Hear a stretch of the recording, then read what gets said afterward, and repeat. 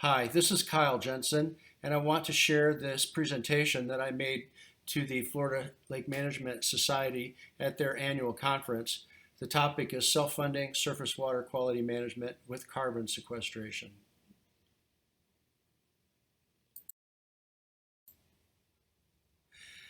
Quest for Fire, the 80s era movie, had not one spoken word, yet the communication was extraordinary.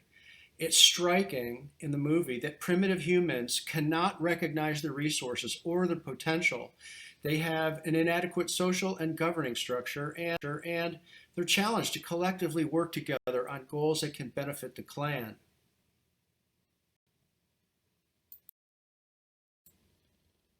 So let's recognize our resources and work towards a solution. We have a massive planktonic algal stands that degrade receiving waters. We have vast untapped supplies of sovereign submerged land that can produce income. And we currently have filtration systems that can produce high clarity water and a rich, wet, fertile biomass side stream.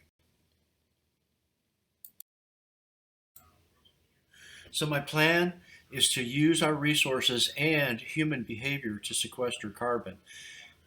The big idea here is to create waterfront property from sovereign submerged lands and use those lands on a rental basis to generate income. So these floating marinas are on sovereign submerged land, and they generate revenue through leasing the slips for sustainable floating houses. And that marina revenue then goes to fund and operate a filtration system using the electric coagulation process that removes planktonic algae from surface water, vastly improving its quality. And then we take that rich, wet biomass stream and we use it to fertilize bamboo and keep it producing in its optimal level so it can sequester the maximum amount of carbon possible. So it all starts with this synthetic concrete floating dock system of marinas. They're fabricated off-site and moved into place, and they're designed to leave without a trace, which is important. They have spuds that screw into the bottom, and those spuds are also equipped with a pneumatic release so that they can be easily removed if the time comes. Synthetic concrete foundation construction uses basalt reinforcing, which is a new style of reinforcing that doesn't corrode, twice as strong as steel, and one-fifth the weight. And so it has foundations that are articulated. There's a footer that actually creates a vacuum and ballast anchors the foundation to the bottom against wind and waves. And then we'll have a taxi lift station, move people and collect trash and waste and water off the marina. So initially, the marina system starts in phase one with 500 home sites, and all lease revenue goes to fund the construction and operations of a suspended solids filtration plant to filter one-third of the average daily flow of the St. Johns River, which is 1 billion gallons a day filtered. By removing suspended solids in the river's inflow, the trophic state index for all downstream waters will be significantly improved, and all the organisms, including humans, should benefit from that as long as the practice continues. So I wanted to give an idea of how small the seemingly large development is at the scale of Lake Monroe. And so I created this animation. And here you see we're flying over from the St. Johns River Bridge over to the marina and going in through one of the shore stations slash lift stations and down one of the walkways that the marina provides for making your way to your specific slip. I think you'll agree that at the scale of Lake Monroe, this development is really quite tiny.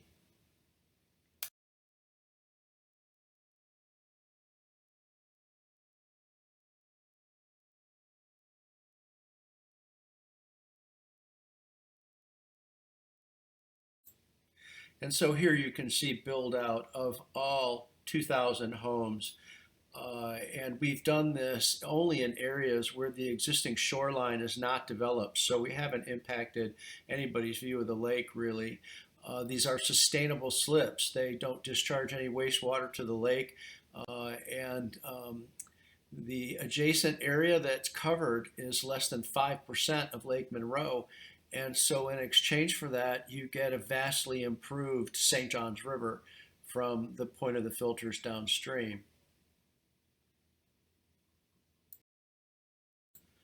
So I've been talking a lot about these filtration systems, and they utilize this technology I mentioned called electrocoagulation, EC. And it works by disrupting the charge on the outside of the algae so that they come together in flakes. Each one of these filters runs 12 hours a day off the peak of the power plant, and each one filters 15,000 gallons. At the end of a 24-hour cycle, the plates are acid flushed during about 1 hour of downtime, and this functions fully automated, and the acid is reused, and none of it's discharged, of course. And so each electrocoagulation unit requires 2,300 volts of three-phase power at 2,000 amps, quite a bit of current. And that's why having in this location the adjacent power plant is really convenient. So the good news is that the current is applied on the plates of the filter at only 2.5 volts DC, which is very similar to that you get from a solar collector. So, in a case where we didn't want to use power from fossil fuel burning, we could operate this system and do operate the system on solar energy. And then about once a year, the plates have to be replaced because they are sacrificial. And 4 electrocoagulation plants would be required for this 1 billion gallons a day, and each with 12 individual filters on it. The total electrical consumption is 200 megawatts, and that's a huge amount, but it's only 1/10 of the Sanford power plant capacity.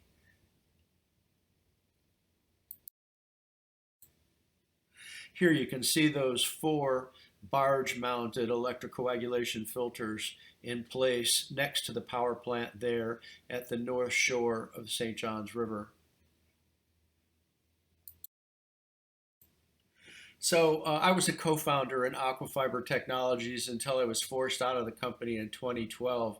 And I have the slide in here only to show anybody that doesn't know that removal of planktonic algae from surface water is a well-acknowledged way to vastly improve the surface water, and also that the St. Johns River Water Management District was willing to pay for that to the tune of about $500,000 to remove 1 metric ton.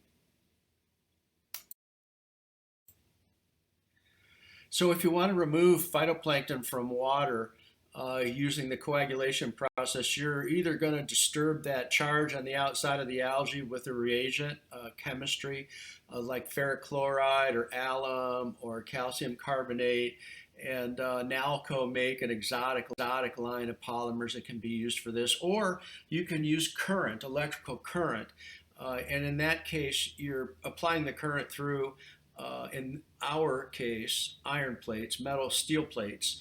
And so that iron does go into attach itself to the plankton, and then stays with the plankton until it's removed, leaving the water with very little addition, if any addition of iron. And so here you can see what happens when you take plankton-laden water. This is from Lake Apopka, and you use electrocoagulation. You end up with near swimming pool caliber water, and a really interesting material, much like green oatmeal. And this is the biosolids that we use to fertilize this carbon sequestering crop, bamboo, in this case timber bamboo. So here's some data on Lake Jesup that showed we got a 95.4% reduction in total phosphorus, a 64% removal of total nitrogen, and that the cost per pound of total phosphorus removed was $54.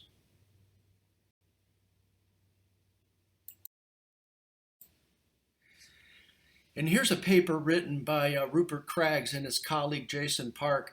They were working with water from an advanced integrated wastewater treatment pond. This guy's in New Zealand. I met him early in his career. He was my first postdoc. I want you to focus on both the graphs that show the total phosphorus and the total Kjeldahl nitrogen, etc. But also look at the clarity of the water. It's just stunning what kind of an improvement you can get in clarity. And that's because we're removing the algae, and the algae has very fortuitously consumed the nutrient pollution that we'd like to get out of the water.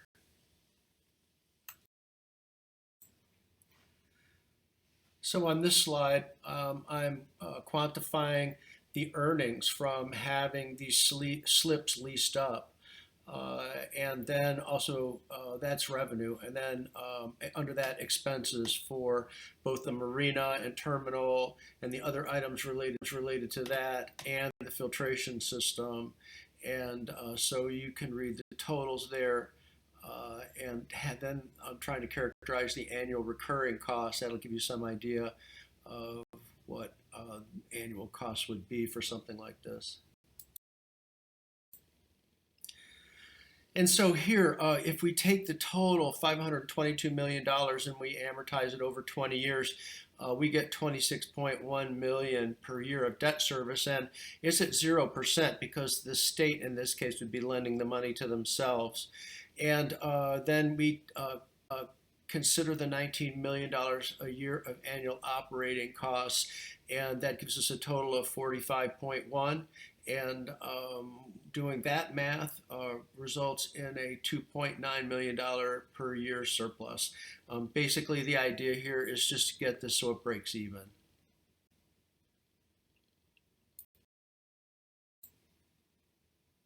So this methodology doesn't work everywhere for many reasons, and I try to enumerate them here. First of all, on the filtration side, we really need the plankton-laden water to come to us, because to try to filter water in a lake without a mobile system just means that you've got to circulate the water, and that's a tall order. And certainly on the electrical side, in this case, we are near a large power plant that has all kinds of off-peak power that they would love to sell us at a discount. And but we really prefer the system to be operated with solar power in the long run. And if we were to go down by Lake Okeechobee, we would want to have a solar power operating our system. We wouldn't want to be relying on fossil fuel burning power plant. And then there's the residential requirements. You've got the demographics. Are the people going to in the area? In our case, we're lucky to have a wastewater treatment plant adjacent, once again, our site. And that means that we can, with just a submarine line, pump the water safely over to the wastewater treatment plant, which will improve so that when it discharges water into the lake, that it's a much higher performance wastewater treatment plant producing cleaner water than it does now. And then you need parking, transportation infrastructure. Right here, we're right at I-4. We've got available land right underneath I-4 for a marina access port. We've got the Sanford Mall, which has a huge amount of parking that's available. And so, also we don't want to place this marina where it's going to infringe on the views of others. And so, we've only got so many waterfront scenarios that are going to meet that very important criteria. But the key to all of this is to realize what our resources are and to use them for our benefit. And water managers need to start recognizing the use of sovereign submerged land and planktonic algal blooms as resources. This is a mindset issue with the water management districts. It needs to be, the fabric that they work from. It needs to be the basis of what water management in the state of Florida is all about.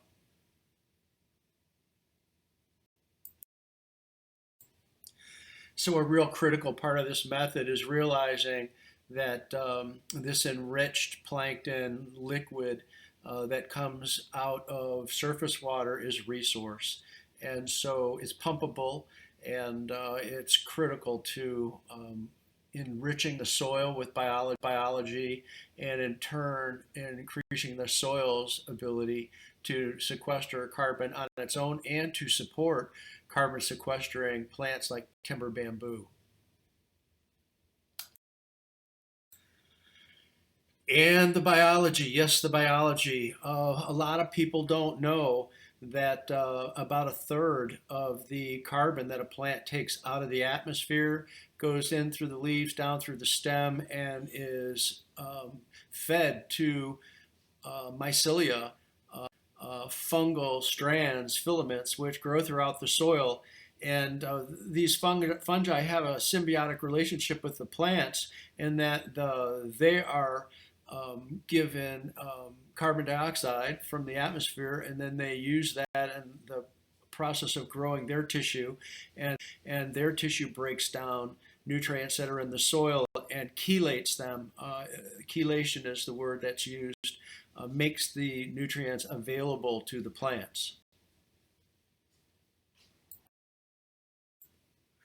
And Philostasius heterocladia is a bamboo that's of particular interest to us because it grows in wet conditions. It's also a solid bamboo, and it's suitable for all kinds of manufacturing uses. So this idea of using bamboo to sequester carbon is nothing new, and there are some dissenters. You've got papers out there that say bamboo sequesters 2 to 6 times more than carbon compared to trees, and then you've got people saying that bamboo gives carbon dioxide off. Thankfully, the amount of papers that are dissenting the practice are far less than the amount of papers and research that's been shown that bamboo do sequester carbon for long terms.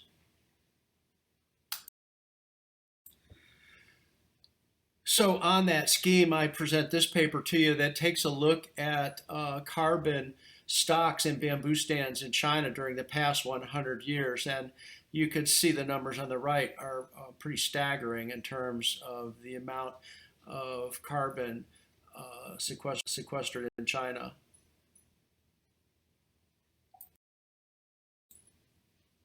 And here's a reference that indicates that bamboo forests are efficient and effective carbon sinks that provide other ecosystem services and livelihood benefits. And the sustainable use of bamboo can be used to supplement livelihoods of millions of rural people. And this study considered 70 species from 22 genera and had annual accumulation rates quite variable between 1 and 14 metric tons per hectare per year.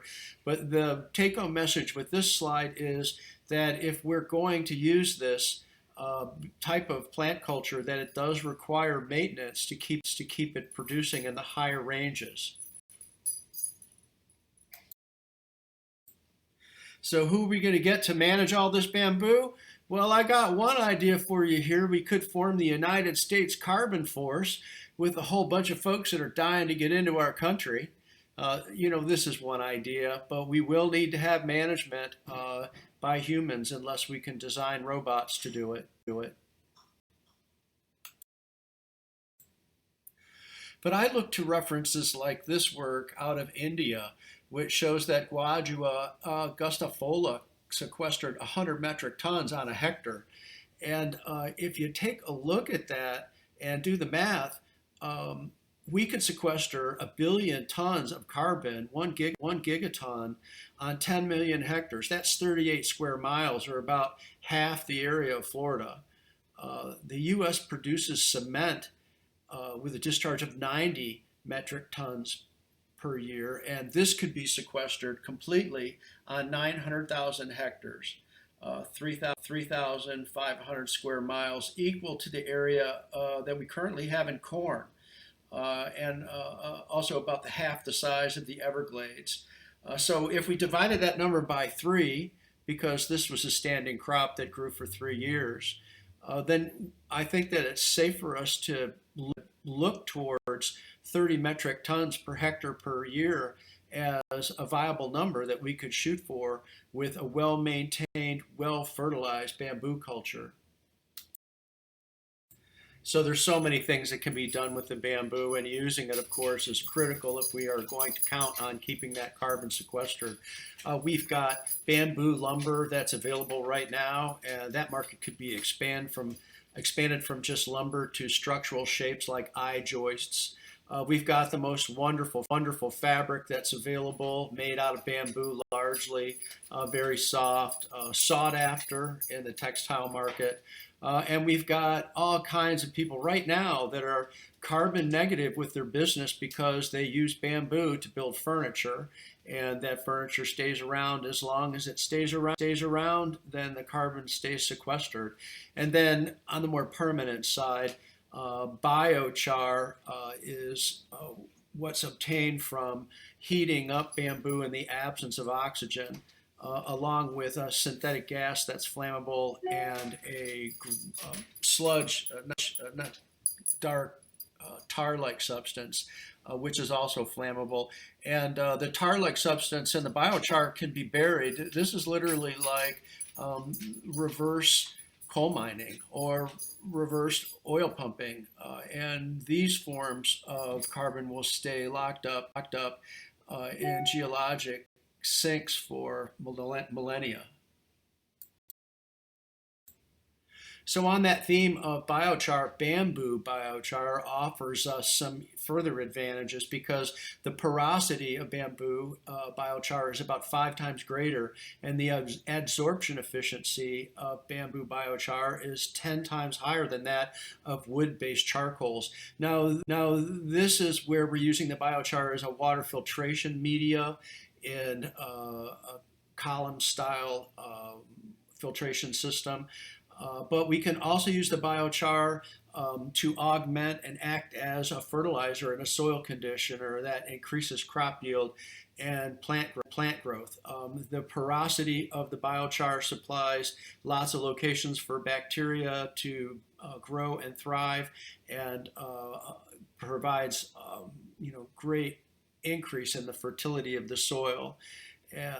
So the positive effect is related to the absorption capacity of the biochar, and biochar is deemed effective as long-term carbon storage method. And so this was some work that was done on just that, the solar pyrolysis of bamboo scrap, and they were able to get 51.5% bio oil, 43.7% char, and 4.8% non-condensable flammable gases. So this is something that's very viable, and we're anxious to try to advance this technology at scale. And while there may be a lot of special things about this site at the St. Johns River Bridge there where Lake Monroe goes into the St. Johns River, we are in this evaluation counting on using the very close to the site electrical power from the natural gas burning power plant. And, so the figures about how much carbon we'd put into the atmosphere trying to use this power from this power plant is summarized on this slide. And it just underscores the point that not only would we like to use solar power for this process, it's really going to be critical for us to use if we want to get anywhere with carbon sequestration.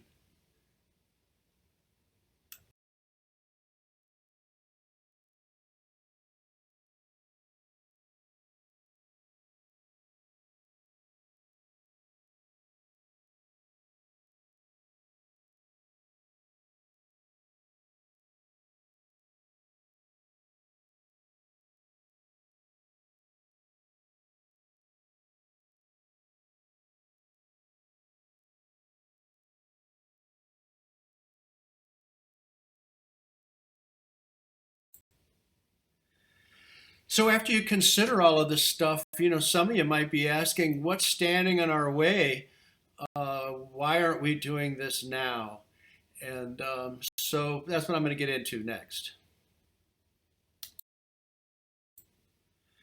And so where we stand with it is it's against the law. And this was pointed out to me after I presented the design to the Florida Water Management the St. Johns River Water Management District and the Florida DEP. And they acknowledged that the system looks like it would work, but that the development of sovereign submerged lands is prohibited in Florida Statute 18-21.004, subchapter 1, subparagraph H of the Florida Administrative Code. And for this reason, neither one of these organizations will even address me or work with me. And this is really unfortunate because, ironically, this chapter, or the section 18 of the Florida Administrative Code, this was developed because water was being polluted after Vietnam, because a lot of Vietnam vets had a flotilla in Key West Bay, and their wastewater treatment system was Key West Bay. And so having a non-essential occupancy over a sovereign submerged land was outlawed in the state of Florida. And until we correct this problem or we get a waiver from this issue, what I'm proposing will remain against the law.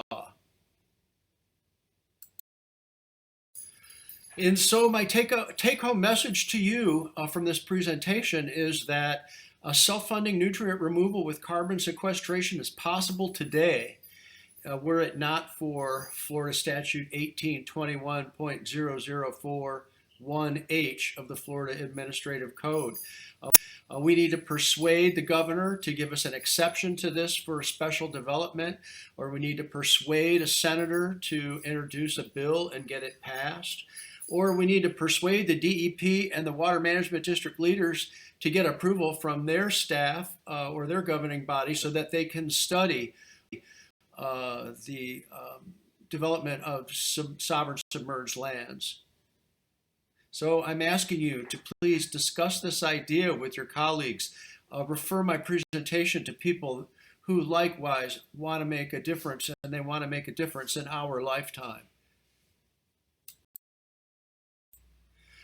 And I submit to you that if we can't make any progress on this, if we can't agree to use our resources to benefit our environment, then you know what? This is us. Thanks for watching. Please contact me if you have any questions. Help me make this a viable option that we can all get behind. Thanks for your time.